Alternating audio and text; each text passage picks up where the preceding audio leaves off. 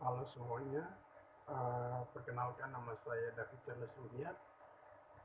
Pada video kali ini saya akan menjelaskan sedikit mengenai laporan posisi keuangan.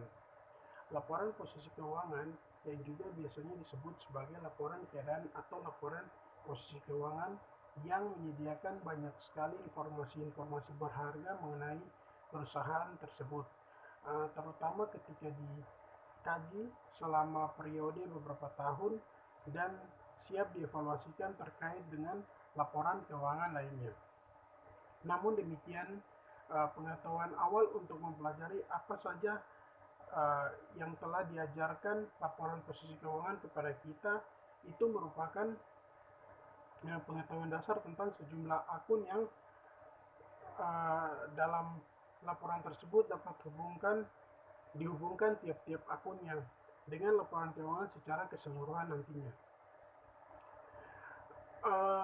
Langkah demi langkah tentang akun persediaan dan akun laporan posisi keuangan tersebut memberikan latar belakang yang dibutuhkan untuk menganalisis dan menafsirkan informasi pada laporan posisi keuangan tersebut. Langkah kondisi keuangan, laporan posisi keuangan yang menunjukkan kondisi keuangan suatu perusahaan, menunjukkan apa yang dimiliki perusahaan atau aset, apa yang menjadi utang atau liabilitas, dan kepada pemilik internal ekuitas pemegang saham tersebut. Menurut definisi saldo, akun pada laporan posisi keuangan harus selalu seimbang.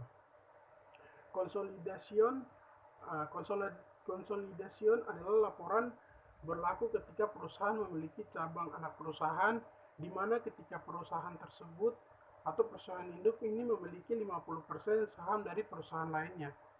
Laporan keuangan yang akan digabungkan untuk perusahaan tersebut, meskipun perusahaan ini terpisah secara hukum. Tanggal dan laporan posisi keuangan.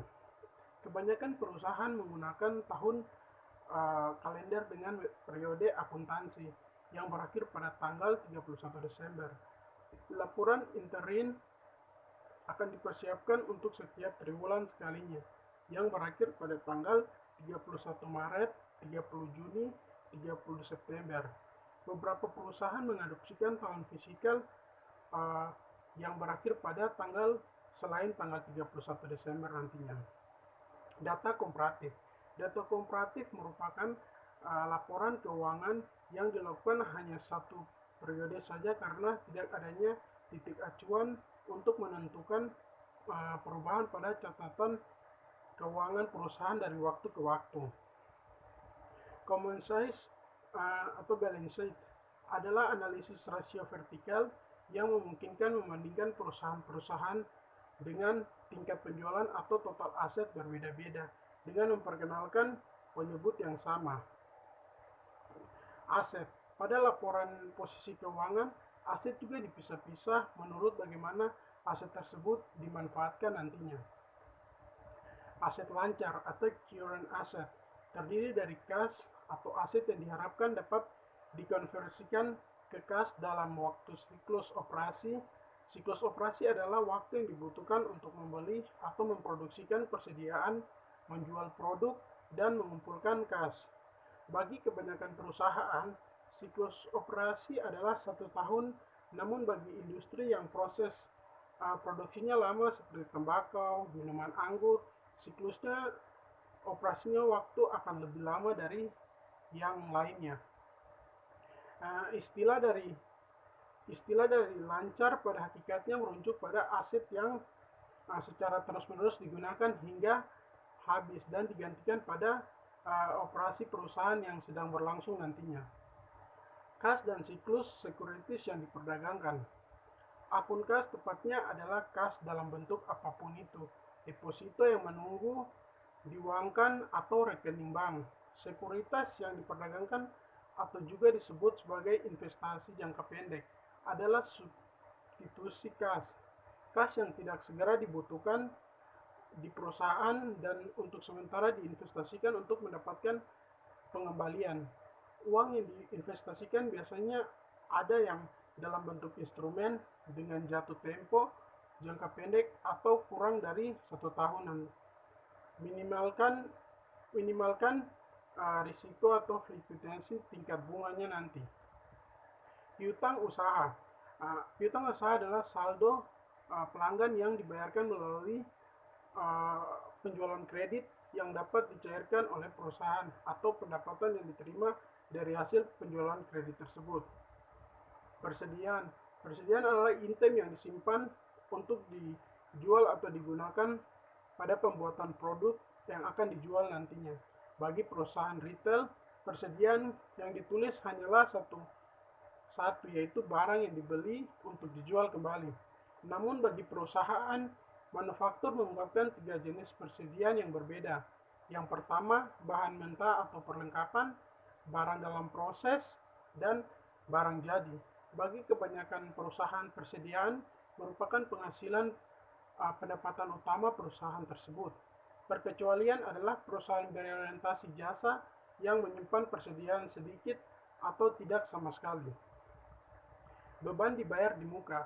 Beban dibayar di muka merupakan pembayaran yang dilakukan sebelum barang atau jasa tersebut digunakan. Contohnya seperti asuransi, sewa, pajak properti, dan utilitas. Kadang-kadang dibayar di muka.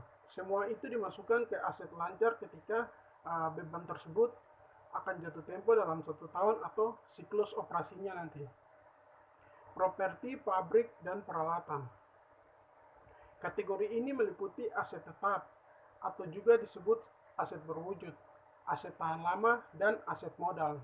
Perusahaan aset tersebut tidak habis digunakan pada akhir tahun selama arus operasi bisnis tahunan. Aset ini menghasilkan manfaat ekonomi lebih dari 1 tahun, dan aset ini dianggap berwujud karena memiliki substansi fisik. Aset tetap selain tanah atau yang secara teoris memiliki masa manfaatnya yang tidak terbatas, didepresiasikan selama periode waktu aset dapat memberikan manfaat bagi perusahaan. Proses depresiasi ini merupakan metode untuk mengalokasikan biaya aset dengan masa manfaat yang sama atau yang lama.